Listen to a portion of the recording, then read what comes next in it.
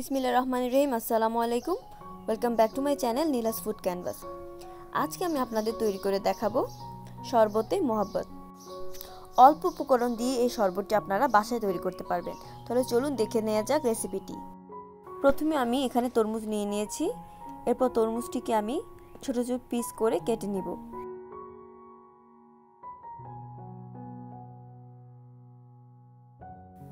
এখানে আমি আধা লিটার দুধ জাল করে ঠান্ডা করে নিয়েছি। এরপর এর মধ্যে আমি দিয়ে দিচ্ছি 2 টেবিল চামচ চিনি। চিনিটা আপনারা নিজেদের পছন্দ মতো অ্যাড করে নিতে পারেন।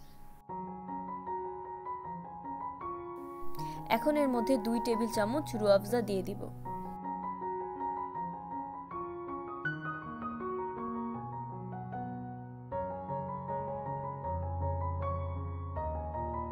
এখন আমি এর মধ্যে স্লাইস করে রাখা তরমুজগুলো দিয়ে দিচ্ছি।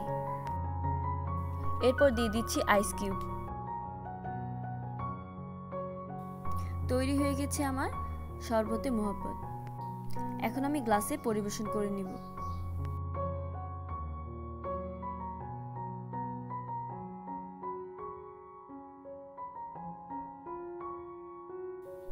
তৈরি হয়ে গিয়েছে রিফ্রেশিং শরবতে মোহাব্বত। গরমে ও ইফতারে এই শরবতটি খেতে খুবই ভালো লাগে। আমার ভিডিওটি যদি ভালো লেগে থাকে তাহলে অবশ্যই আমার চ্যানেলটি সাবস্ক্রাইব করে দিবেন এবং বেল আইকনটি ক্লিক করে দিবেন আরও নতুন নতুন ভিডিও পাওয়ার জন্য। আজকে এই পর্যন্তই, আবারও দেখা হবে কোনো নতুন রেসিপি নিয়ে। আল্লাহ হাফেজ।